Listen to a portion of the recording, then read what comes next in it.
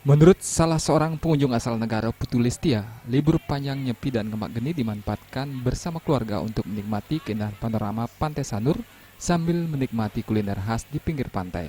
Momen bahagia ini selalu dimanfaatkan setiap tahun bersama anak-anaknya di samping wisata ke hutan seperti di Bedugul. Paling habis hari raya anak-anak minta ke pantai, kalau nggak ke Bedugul paling ke pantai. Di sini sih saya rasa cukup sangat ramai ya, sangat ramai. Terus mungkin lalu lalang penyeberangan ini mungkin yang membuat jadinya tempat mandi nggak terlalu nyaman di sini. Mungkin di tempat yang lain mungkin lebih nyaman.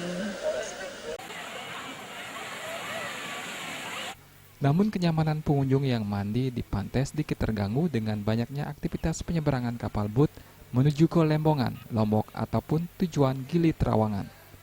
Agus Sudiatmika dan Putu Ratna, Bali TV.